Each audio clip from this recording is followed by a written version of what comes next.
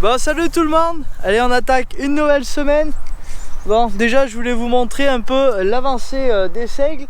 Donc on a mis le passage d'engrais maintenant il y a une dizaine de jours. La météo a bien changé depuis. Il a fait 30 litres d'eau la semaine dernière. Là il y a un petit peu de vent, il y a du soleil par moment. Hier il a fait pas mal de pluie, donc il faut le temps que la météo se relève. Donc il a quand même bien poussé, vous voyez. Il fait entre 20 et une petite vingtaine de centimètres. Ça a bien talé. Donc date de récolte prévue je pense d'ici 3-4 semaines. Ça dépendra un peu de la météo qu'il fait. Bon, du coup vous l'aurez compris, ça sera pas la vidéo principale tour de culture. Là tout de suite on va aller faire des clôtures. Je vous avais parlé qu'on allait certainement lâcher des vaches cette fin de semaine, donc il faut commencer par refaire un peu le tour des clôtures, voir si tout est ok, s'il n'y a pas d'arbres qui sont tombés sur les clôtures. Donc allez, on va partir faire ça tout de suite. Bon, là du coup on est passé devant une parcelle de raies. Donc ça a été semé de la même manière que ce que j'ai semé du coup la semaine dernière. Donc vous voyez, pareil, c'est bien parti. L'herbe bien tendre.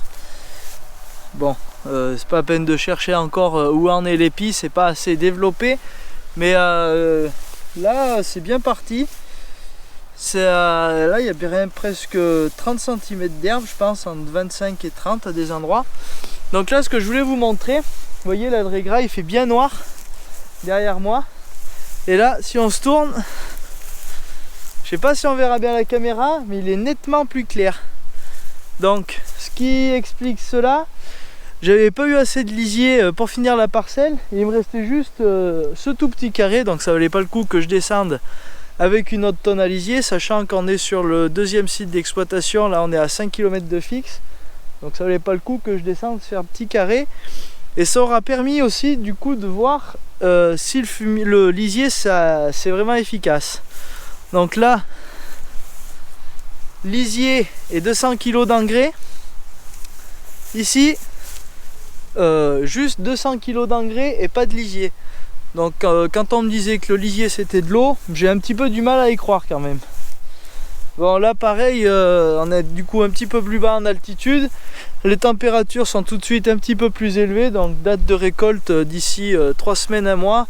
De toute façon, une fois qu'on aura attaqué les seigles, tout va se suivre dans les 15 jours qui précèdent, histoire d'avoir un stade de récolte pas trop tardif pour éviter d'avoir de l'herbe qui va épiller. Donc je vous tiendrai de toute façon au courant de tout ça au fur et à mesure. Allez, on part avec le pick-up, on va aux clôtures.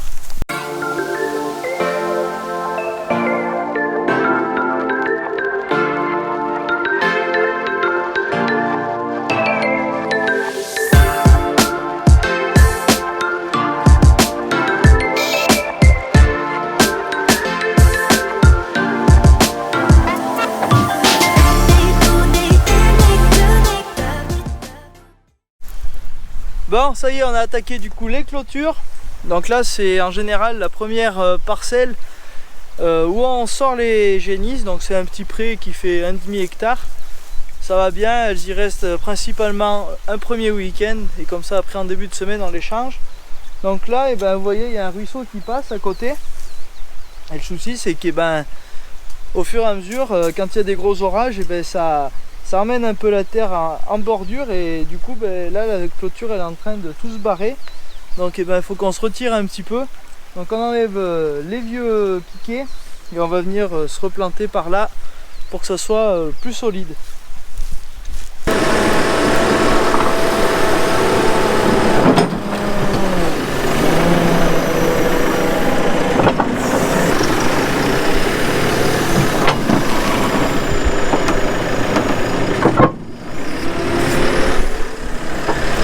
Bon, vous voyez, on s'embête pas, on enfonce les piquets au télesco, donc ça va bien ce principe. On met tout ce qu'on a besoin dans le godet, et comme ça, au fur et à mesure qu'il y a des piquets à mettre, on plante nos piquets et après on les enfonce au godet. S'il y a des pierres, on fait un avant-trou avec une barre à mine. Franchement, ça va pas mal comme ça. Ça évite bien de porter des piquets à la main et de les enfoncer à la masse.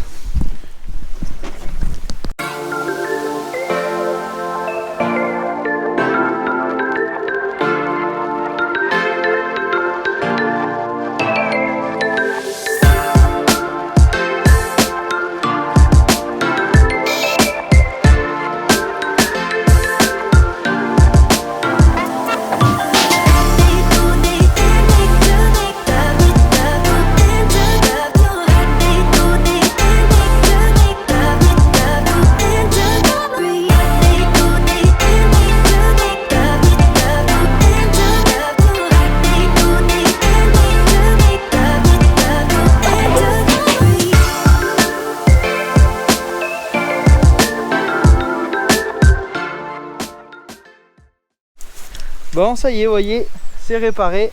Bon, on verra combien de temps ça tient. Pour le moment, pour cette année, ça sera bon. Donc on a remis 3 piquets, 4 piquets. On s'est bien retiré du bord, donc ça devrait tenir pour un petit moment. Allez, on continue.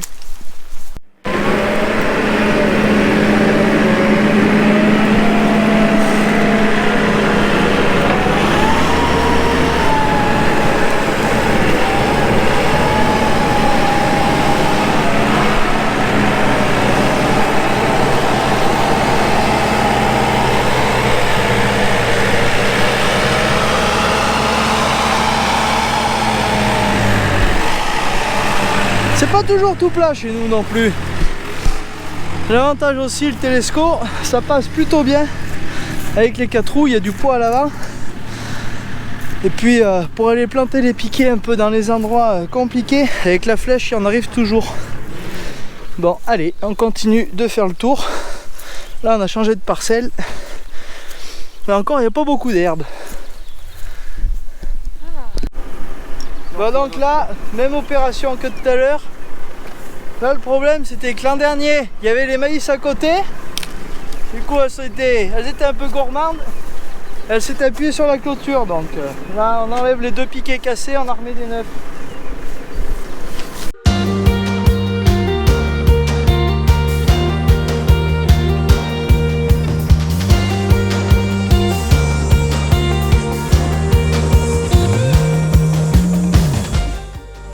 Sous les doigts là.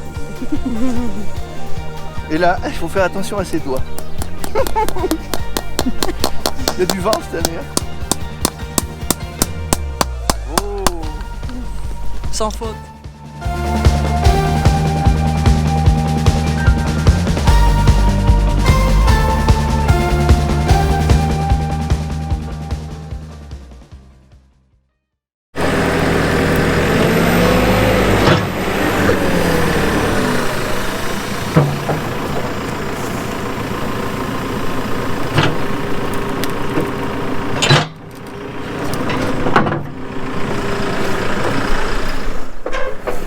Bon allez, cet après-midi, suite des clôtures avec Erwan et mon père. Donc là, on est juste en dessous du bâtiment. Donc on a un grand pâturage qui est non mécanisable. Et au bout de ce pâturage, on a cette parcelle de seigle. Donc il n'y avait pas de clôture pour séparer les deux. Chaque année, on s'embêtait à mettre une clôture électrique. Et après, en général, on faisait passer les animaux, les génisses dans la parcelle si c'était une prairie. C'était un peu embêtant, ça faisait faire beaucoup de manipulations, poser, déposer, poser, enlever la clôture au printemps et à l'automne. Donc là, ce qu'on a fait, on a planté déjà les piquets. On va mettre 3 fils barbelés et on se simplifiera un petit peu plus la vie. Bon, on en a planté quelques-uns à la masse et après on est passé un peu à cheval entre le pré et le seigle. Bon, ça n'a pas abîmé beaucoup, hein, parce que là, comme vous voyez, c'est vraiment en pente. Donc je vous mets 2-3 prises de vue quand on a fait les piquets. Moi, du temps, j'étais en train de tailler des poteaux EDF qu'on avait récupérés au moment où les lignes avaient été enterrées. Donc tout ce qui était dans nos parcelles, on avait pu le récupérer. Et c'est bien pratique quand on fait des clôtures comme ça, on peut pour faire les angles et tout, ça fait des piquets des gros piquets qui tiennent vraiment bien. Donc pour faire tendre les fils barbelés et accrocher les portes, c'est vraiment pas mal. Donc là il nous en reste 2 à enfoncer. Il faut bien les pointer, bien faire un avant-trou. Et ça se fait plutôt pas mal. Voilà, un peu pour le chantier de cet après-midi.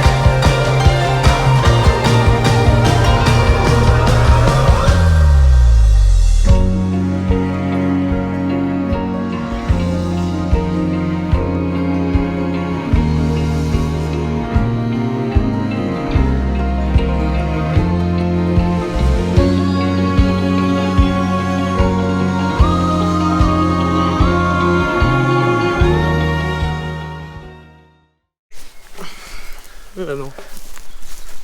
On met le numéro 27 de l'arbre. Le plus profond possible. Plus profond possible.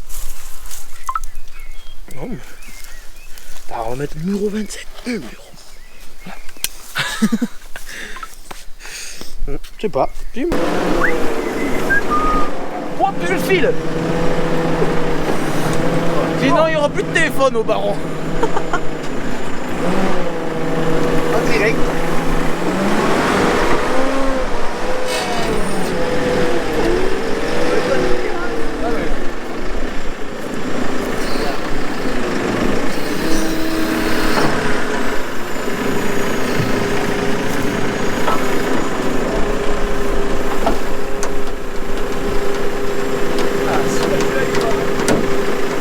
Là c'est du bon.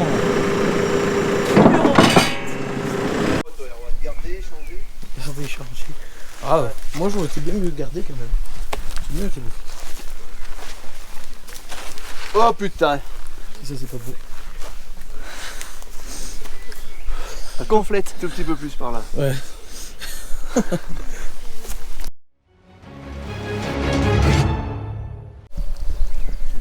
Bah allez, comme prévu, retour à la clôture cet après-midi. Donc on est tous les deux avec mon père. Erwan passe la herse dans les parcelles où j'ai mis le fumier l'autre jour, donc on ira le voir après. Donc hier, ce que je vous ai pas mieux expliqué, tout le haut de la parcelle jusqu'au bâtiment, c'est inexploitable mécaniquement. C'est juste bon à tenir des génisses un peu en été. L'herbe pousse assez bien, c'est assez frais. Et donc là c'était la meilleure partie, donc on l'avait mis en champ. Donc là on est en train de finir de mettre les fils barbelés. Donc on en met 3. Je vous fais voir ça au fur et à mesure. Donc on a mis une porte en haut. Parce que là il y a un petit carré de 3x1 qui est fauchable. Donc on a fait une porte pour pouvoir entrer et qui servira aussi à faire passer les génisses quand ça sera en prairie en dessous pour les faire pâturer. Donc voilà. Donc on était en train de se dire, voilà, si c'était une jolie parcelle de 5 hectares, bien plate, avec pas d'arbres au milieu, ça pourrait faire une jolie parcelle pour faire pâturer les laitières. Et là c'est rempli de coins mouillés, des arbustes, plein de recoins, des pentes et tout. Pour faire avorter des vaches, il n'y a rien de mieux que tout ça cumulé. Donc, et puis aller chercher des vaches le soir au milieu des buissons et tout, il en manquerait toujours une ou deux. Donc c'est pour ça aussi que les vaches ne sortent pas autour du bâtiment. Les parcelles plus grandes sont destinées aux cultures pour nourrir les vaches en hiver et tout le reste de l'année. Donc on ne peut pas se permettre de sortir les vaches pour le moment. Tout cloué là? Ouais.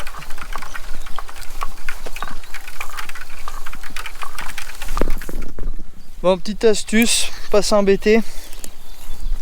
On déroule une petite vingtaine de mètres. Après mon père avec sa pince. C'est une pince spéciale pour clôture, ça va vraiment bien pour faire ça. Tu vas voir ta pince. Oh bah rien de spécial. On coince le barbelé. On peut attraper des crampions au bout. On peut couper avec cette partie là. Là. Et là on peut arracher les crampions vraiment durs à enlever. Et là pour attraper le fil. Donc lui il tend le fil, et moi je mets les crampions. Et petite astuce pour que ça fasse propre. On met l'espacement d'un marteau entre deux fils. Comme ça, on a le même écartement et ça fait quelque chose d'assez propre sur la longueur.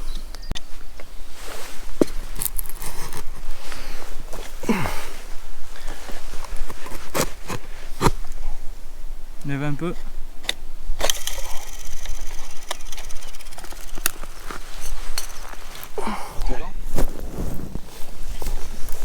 Ah oui.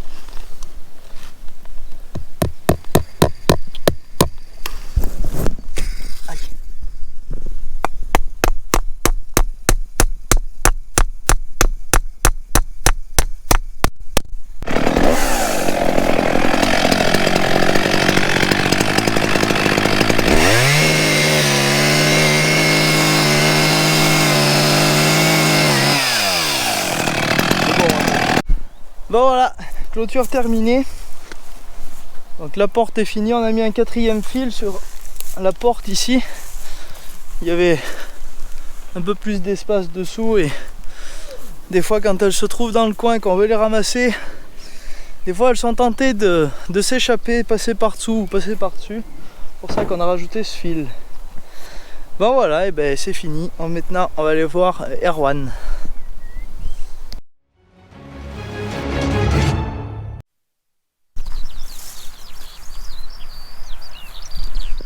Bon, allez, comme prévu, je viens faire un petit tour vers Erwan. Bon, ça fait plutôt du bon boulot.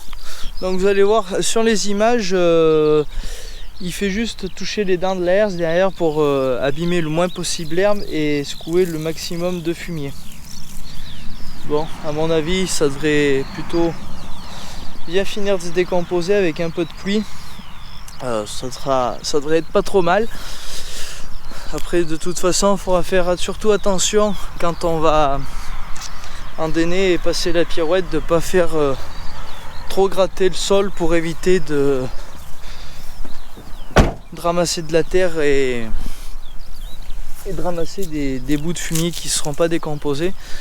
De toute façon, vu le niveau d'avancée de l'herbe par rapport au régras à côté, ça va pas se ramasser avant 2 mois, donc on a à mon avis on a le temps.